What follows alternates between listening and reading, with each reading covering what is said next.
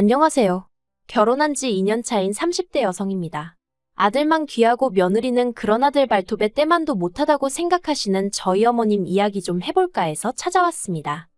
남편하고는 사회생활을 하며 알게 되었다가 본격적으로 연애를 시작한 건 제 나이 30대였어요. 특별한 계기가 있었던 건 아닌데 언젠가부터 남편이 조금씩 다가왔고 저도 그런 남편을 밀어내지 않았거든요. 그렇게 연애를 시작한 저희는 이후로 사소한 다툼 한 번 없이 만남을 이어갔습니다. 그래서 막연하게나마 결혼을 하게 된다면 이 사람이랑 하겠다 싶기도 했네요. 그리고 아닌 게 아니라 개나리 피던 봄날 저는 남편에게 정식으로 프로포즈를 받았고 그렇게 저희는 부부의연을 맺기로 했죠. 사실 이런 말을 제가 직접 한다는 게 소위 모양 빠져 보이지만 여러 가지 조건을 놓고 봤을 때 다들 제가 믿지는 결혼이라고 했습니다. 학벌이나 회사가 한 사람의 전부는 아니지만 그래도 제가 더 좋은 학교를 나와 좋은 회사를 다니고 있었으니 많은 사람들이 제가 손해라고 생각하는 것 같았죠. 게다가 솔직히 말하자면 경제적인 부분도 차이가 컸어요. 제가 얼마나 대단한 집딸은 아니었어도 노후 준비 짱짱하게 되어 계신 친정부모님은 제가 직장 생활을 하는 동안에도 제가 괜찮다 해도 용돈을 챙겨주실 정도로 여유가 있으셨고 제가 30이 되던 해에는 생일 선물이라며 제 명의로 아파트도 해주셨거든요. 물론 연애하는 동안에는 그래도 이런 이야기까진 남편에게 한 적이 없었기 때문에 남편이 이런 조건 때문에 저랑 결혼했다는 생각은 하지 않습니다. 그렇게 믿고 싶은 게 진심이기도 하고요. 아무튼 이런 저희 부모님과 달리 시부모님은 노후 준비는커녕 그달 나라에서 나오는 연금과 남편이 보태드리는 얼마의 돈으로 살림살이를 빠듯하게 꾸려나가고 계신 눈치였습니다. 그러니 저희 친정에서도 까놓고 말해서 쌍수 들고 환영하는 결혼은 아니었네요. 친정어머니께선 저에게 다시 생각해보란 말씀도 몇 번이나 하셨고 평소엔 술을 입에도 안 대시는 친정아버지가 새벽에 혼자 깊은 한숨을 내쉬시며 술을 드시는 일도 있었을 정도니까요. 그런데도 그땐 정말 제 눈에 뭐라도 씌었던 건지 죄송한 마음과는 별개로 남편과 결혼은 꼭 하고 싶었어요. 결혼해서 잘 사는 모습만 보여드리면 다 용서해 주실 거라고 오히려 그땐 반대하신 걸 미안해하게 되실지도 모른다고 나름대로 그런 희망을 갖고 말이죠. 결혼할 때 시댁에서는 현금 3천을 저희 친정에서는 1억을 해주셨습니다. 저는 이미 받은 집이 있었기에 1억은 정말이지 받고 싶지 않았습니다만 친정부모님은 오히려 더 해주지 못해 미안하다 하시며 살다가 힘들면 그때그때 또 이야기해라 그러면 또 줄게 하셨는데 옆에 있던 남편도 몇 번이나 죄송하고 감사하다며 허리 숙여 인사를 하더라고요. 생색을 낸다거나 유세를 부리고 싶은 건 결코 아니었지만 그래도 남편이 고마운 마음을 그렇게라도 표현해주니 기분이 나쁘진 않았던 게 사실입니다. 하지만 시부모님이 보여주신 반응은 정말이지 뜻밖이었어요. 솔직히 말해서 제가 어디 내놓으라 하는 1등 신부감까지는 아니라고 해도 타박을 들을 정도는 아니라고 생각했거든요. 하지만 시부모님께서는 저희 친정에서 왜 예단을 제대로 챙기지 않는 건지 그런 걸 흠잡으시며 저를 앞에 앉혀두고 싫은 소리만 해대셨습니다. 특히나 어머님께서는 그 1억이 막말로 당신 쓰라고 해주는 돈도 아니고 딸인 저 편하라고 주는 거 아니냐 하시며 그럼 그건 그거고 예단은 예단이지 하시면서 당신은 그래도 명품백 하나는 받아야 마음이 풀리겠다 그런 말씀을 대놓고 하시대요. 물론 해드리진 않았습니다. 친정에 말을 전했다면 당연히 해드리라고 하셨을지도 모르겠습니다만 그렇게까지 하고 싶지 않았거든요. 그리고 예단을 해드리면 저도 예물을 받고 싶어질 것 같았는데 솔직히 지금 이 상황에 못할 말이 뭐가 있겠어요? 까놓고 말해서 시댁 사정상 예물을 못 해주실 게 뻔했거든요. 그리고 아무리 결혼할 때 이거저거 따지는 게 보기 안 좋다곤 하지만 그래도 저도 사람인데 못 받을 것 뻔히 알면서 싫은 소리까지 들은 마당에 가방까지 사다 바치고 싶은 기분은 아니었네요. 게다가 이때만 하더라도 남편이 먼저 자기가 어머님께 잘 말씀드릴 테니 너무 염려치 말라며 저를 안심시켜주기도 했고요. 그래서 저는 남편이 이 상황을 현명하게 해결해주기만을 기다렸습니다. 실제로 어머님이 아주버님도 있지만 둘째인 저희 남편을 더 좋아하셨으니까 남편이 나서만 준다면 크게 문제될 건 없겠다 싶었기도 하고요. 말이 나왔으니 말이지만 남편보다 4살이 많은 아주버님은 남편이 표현하기를 집안의 골칫덩이라고 했습니다. 어려서부터 한탕주의라고 하나요? 대박 한 번이면 인생 역전이다 그 소리를 해대며 어디 한 곳에 제대로 정착하지를 못하는 성격이라 했거든요. 그리고 실제로 그런 성격 때문인지 아주버님은 대학교를 졸업한 이후로 그 어느 회사도 1년 이상 진득하게 다녀본 적이 없다고 들었습니다. 결혼한 형님과도 사귄 지 2달 만에 형님이 임신을 하면서 어쩔 수 없이 식을 올렸다고 했고요. 그리고 상황이 이렇다 보니 어머님께선 아주버님은 아픈 손가락, 남편은 유일한 희망모 그런 식으로 대하셨죠. 그리고 저는 어머님이 그토록 둘째인 저희 남편을 사랑하고 아끼시는 만큼 저 또한 그렇게 대해주실 줄 알았습니다. 그토록 소중한 아들이 사랑하는 여자라 하니 분명 그렇게 대해주시리라 믿었죠. 하지만 그건 말 그대로 떡 줄 사람은 생각도 않는데 김칫국을 마시는 거나 다름이 없었습니다. 지금 돌이켜 생각해보면 어머님은 저를 당신이 사랑하는 아들을 훔쳐간 여자 정도로만 생각하셨던 것 같아요. 처음에 시댁에 인사를 드리러 갔을 때였습니다.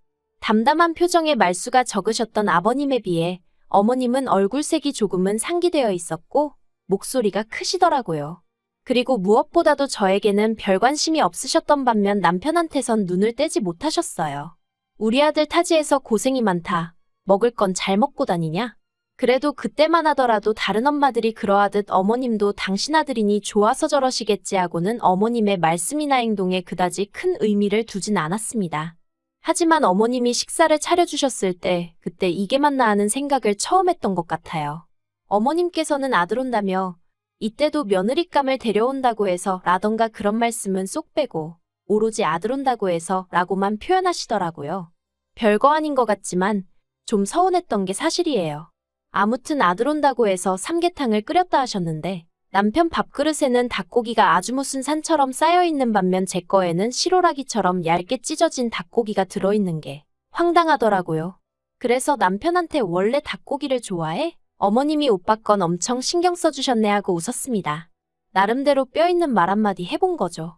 그랬더니 그제서야 남편이 자기 그릇 제 그릇 번갈아 한 번씩 보더니 어머님더러 왜 이렇게 푸셨어요 하고는 자기 고기를 저한테 골라서 덜어주대요. 그러자 어머님께서 저더러 식탐 있냐면서 그렇게 먹으면 살찐다나요? 아무튼 뭐 이건 결혼 전 이야기니까 그냥 그러려니 하고 넘겼어요. 남편 말로는 집에 여자는 처음 데려갔던 거고 그러니 어머님도 어떻게 대해야 하는지 잘 모르셨을 거라나요. 그래서 저도 더는 왈가왈부 따지지 않고 그냥 넘어갔죠. 그리고 결혼하고 나서 좀 친해지면 달라지실 거란 막연한 기대도 있었고요. 그런데 더하면 더했지 덜해지지는 않더라고요. 원래는 처음 1년은 신혼을 즐기다 아이를 가지려고 했는데 결혼한 지 3개월 만에 임신을 했어요. 그런데 제가 먹덧도 심하고 그래서 도저히 회사 생활을 할 수가 없었죠. 회사에 있는 이런저런 제도들을 활용하면 어느 정도 자리 보전을 할 수 있을 수도 있었겠지만 솔직히 낯뜨거워 그렇게는 못하겠더라고요. 그래서 남편과 상의 끝에 일단은 회사를 관두기로 했어요. 복직이야 아이를 어린이집에 맡길 수 있을 때쯤에 하면 된다 싶었고 다니던 회사만큼 네임밸류가 있는 곳은 아니더라도 친정아버지 인맥으로 들어갈 수 있는 회사는 여러 곳 있었기에 이직하는 데는 별 걱정이 없었죠. 그런데 이 이야기가 어떻게 어머님 귀에 들어가게 된 건지 제가 임신 4개월 차였던 때 어머님이 저희 집에 연락도 없이 오셔서는 당신은 첫째 손잡고 둘째 등에 업고 일을 다니셨다던가 요새 젊은 여자들은 야같다던가 뭐 누가 들어도 저 들으라고 하시는 소리구나 싶은 소리만 골라서 늘어놓으시더라고요. 그리고 무엇보다도 제가 정말 서운하게 느꼈던 건 어머님께서 저희 남편 손을 꼭 잡으시면서 혼자 벌어서 군식 구입을 2개나 챙기려면 고생스러워서 어쩌냐 하시는데 저도 그렇고 앞으로 태어날 우리 아이가 군식구라는 건가 생각에 어이가 없고 서러워서 눈물이 핑 돌더라니까요. 그래서 제가 어머님 계신 그 자리에서 대놓고 남편더러 내가 군식구냐 물었어요. 그랬더니 남편이 손사래를 치며 그런 소리가 어딨냐고. 너가 원래 나보다 돈도 더 잘 버는데. 그러니까 어머님이 정말 확 기분 나쁜 티를 내시면서 저더러 유세 좀 작작 떨라나요. 남들이 보면 당신이 무슨 재벌집 며느리라도 본 줄 알겠다며. 그래서 저도 어머님 떨어 제가 하고 싶은 말이라고. 남들이 보면 제가 무슨 얼마나 대단한 집에 시집 온 줄 알겠다고 그래버렸어요. 그랬더니 남편이 저더러 아무리 그래도 어머님한테 말버릇이 그게 뭐냐고 한마디 하는데 그게 그렇게 서운한 거예요. 그리고 어머님은 남편의 그 한마디에 의기양양해지셔서는 그때부터 저에게 아주 못됐느니 심보가 고약하니어쩌니 막말을 퍼부으셨고요. 게다가 그뿐만이 아니었어요. 임신한 지 8개월 차 되던 때 한동안 연락 없이 지내던 어머님께서 웬일로 저희 집에 오셨습니다. 알고 보니 아버님이 저 출산하고 나면 산후조리원에 가야 할 거 아니냐며 어머님을 통해서 200만 원을 보내주셨던 거죠. 워낙 싫은 소리도 안 하셨지만 좋은 소리도 안 해주시던 아버님이라서 정말 뜻밖이었어요. 그런데 어머님은 아버님이 주라는 돈은 안 주시고 계속 이상한 말씀만 하셨습니다. 옛날에는 산후조리원이 어디 있었냐면서 애 낳고 다음 날이면 자리 털고 일어나서 집안일하고 나가서 돈 벌고 그랬다고. 그리고는 저희 친정어머니가 집에서 뭘 하시냐면서 이럴 때 딸 좀 챙겨주고 그러는 게 친정엄마가 할 일 아니냐 그러시더니 아버님께서 200만 원을 마련하시느라 얼마나 고생하셨을지 생각은 해봤냐 어쩌냐. 그래서 제가 아버님께 감사 표시는 제가 따로 하겠다고 딱 잘라 말씀드렸습니다. 그랬더니 어머님도 더는 뭐 생각나는 묘수가 없으셨는지 정말 똥 씹은 표정을 하시고는 봉투를 저에게 건네주시더라고요. 그런데 결정적인 사건은 제가 출산 후 산후조리원에서 나온 날이었습니다. 퇴소 3일 전부터 남편에게 집 좀 치워놔달라고 몇 번이나 부탁을 했었는데 남편이 연달아 야근을 하게 되면서 청소를 못했다고 하더라고요. 그래서 사람을 불러 청소를 하자고 얘기가 되었는데 그 이야기를 들으시곤 어머님이 배가 불렀다며 당신 아들이 외벌이를 하는데 그 돈을 그렇게 쓰냐며 어찌나 호통을 치셨는지 몰라요. 친정부모님이 주신 돈으로 하겠다고 해도 막무가내로 안 된다 하시면서 당신이 치워주겠다고 하시더라고요.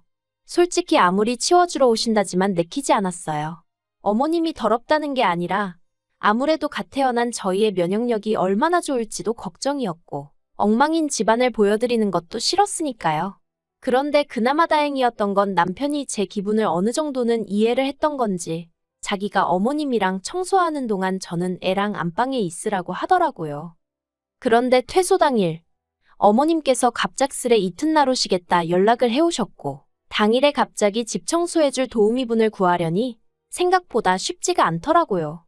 그래서 결국 거실만 대충 치우고 나머지는 손을 못 댔어요. 그리고 솔직히 짜증이 많이 났어요. 이럴 거면 저랑 애가 조리원에 있는 동안 그냥 계획대로 도우미 불러서 청소하고 정리하게끔 내버려 두시지 왜 그렇게 난리를 치셨는지. 하지만 그때도 어떻게든 좋은 쪽으로 생각하려고 했습니다. 자식들 돈 한 푼이라도 아껴주시려다 이렇게 된 거겠지. 어머님이 설마 일부러 그러셨겠어 하고 말이죠. 그리고 이튿날 어머님이 오셨는데 빈손이 아니셨어요. 남편이 낙지를 좋아한다고 낙지볶음을 해주시겠다나요. 메뉴 듣자마자 솔직히 기분이 상했습니다. 저 출산한 지 한 달도 안 된 상황에 모유수유하고 있었는데 낙지볶음? 며느리에 대한 배려는 정말 요만큼도 없으시구나 그런 생각만 들었죠. 하지만 그게 다가 아니었습니다.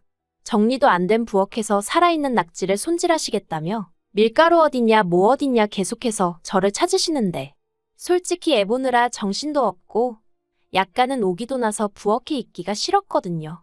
그래서 남편한테 가서 밀가루 좀 찾아드려, 식용유 좀 찾아드려 하고 부탁을 했어요. 남편도 하는 일 없이 TV만 보고 있었기도 하고요. 그런데 그때 어머님이 대뜸 거실로 나오셔서는 소리를 지르셨습니다. 저는 뭐 하는데 당신 아들을 종부리듯 하냐면서. 그리고 왜 내 아들이 뭐가 어딨는지 다 아냐?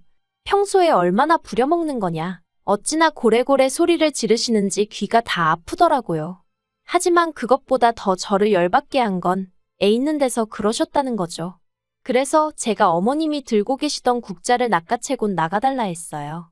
여기 낙지볶음 못 먹어서 환장한 사람 없다고 지금 하나도 도움이 안 되신다고 했죠. 그랬더니 남편이 저더러 너 왜 그래 그러는데 여기 내 집인데 내가 그런 소리도 못하냐고 소리를 질렀습니다. 그리고는 어머님한테 앞으로 이렇게 찾아오지 마시라고도 했어요. 억지 쓰시는 것도 한두 번이지 이제 더는 못 받아들인다고요. 그러자 어머님은 정말 별의별 욕지거리를 퍼부으시더니 아주 따박따박 한마디 지는 법이 없다며 그래서 내가 너 처음부터 마음에 안 들었다 그러시더니 저희 남편더러 짐 챙겨라 그러시는 거예요. 그러자 남편이 놀란 목소리로 짐을 내가 왜 챙겨요 그러대요? 어머님이 너도 같이 가자고 저런 애랑 살지 말라고 뭐 한다고 저런 애를 먹여 살린다고 너 혼자 고생을 하냐 그러시는데 남편이 어머님 떨어 자기가 가긴 어딜 가냐고 그리고 뭘 먹여 살리냐 장인 장모님이 얼마나 많이 챙겨주시는데 그러면서 어머님더러 일단 먼저 가시라고 나중에 서로 좀 괜찮아지면 그때 얘기하자고 그러더라고요. 그리고 그제서야 어머님도 어느 정도 상황 파악이 되신 건지 남편더러 네가 어떻게 나한테 그러냐면서 무슨 대단히 서러운 일이라도 당하신 것 마냥 주저앉아 우시더라니까요. 그리고 그날 결국 남편에게 저는 더는 어머님하고 웃으면서 못 지낼 것 같다고 했습니다. 당신은 어머님을 보고 지내겠다고 해도 난 괜찮다고. 하지만 나에게 더는 며느리 노릇을 기대하지 말라 했죠. 그리고 어머님은 이제 내 집에도 못 오시게 해달라고 했어요. 연락을 미리 주시든 안 주시든 집에 오시는 일은 없게 해달라고 했죠. 뿐만 아니라 어머님한테는 앞으로 우리 애도 안 보여드릴 거라고 했네요. 갓 태어난 손녀 앞에서 엄마 욕을 하는 할머니가 세상에 어딨냐고. 어머님은 할머니 자격도 없으신 분이라고요. 그리고 모든 상황을 옆에서 지켜봤던 남편도 차마 어머님 편을 들 수는 없었던 모양입니다. 그저 고개만 떨구고 한숨만 내쉬더니 알겠다고 했으니까요. 그리고 이후로 반년이란 시간이 지났는데 어머님한테서 2번 정도 연락이 왔어요. 처음엔 저더러 당신이 제 가면을 벗겼다며 진작에 제가 무서운 X인 걸 알았다. 지옥이 무섭지도 않냐 뭐? 말 같지도 않은 이야기를 하셨고요. 2번째 연락 때는 천륜을 끊어놨다면서 저더러 사람도 아니라고. 죽어서라도 저희 남편하고 당신 핏줄을 되찾아가겠다 뭐 그런 말씀을 하시대요. 그래서 제가 마음대로 하세요라고 답장만 했어요. 사실 그렇게 악에 바치신 게 처음 문자를 보내셨을 땐 제가 답장은 안 하고 그냥 문자 그대로 남편에게 보여줬거든요. 그랬더니 남편도 그때는 아주 절레절레 진저리를 치더라고요. 이런 분이 아니셨다면서 속상해 미치겠다면서 말이죠. 이러니 형수도 어머님이라면 치를 떠나보다고. 참고로 저희 형님도 어머님하고 연락 안 하고 지낸 지 오래였거든요. 솔직히 저는 별로 걱정되는 건 없어요. 저는 남편만 자기 자리 잘 지키고 자기 역할만 잘해준다면 바라는 것도 없고요. 막말로 이러다가 어머님이 또 제 인생에 불쑥 머리 들이밀고 아는 체를 하신다면 그땐 남편도 버려야겠다는 생각은 들지만요. 당장은 뭐 더는 스트레스 받을 일도 걱정도 없습니다. 어머님한테 바라는 것도 없어요. 알아서 잘 사세요. 제가 해드릴 수 있는 최선의 덕담입니다.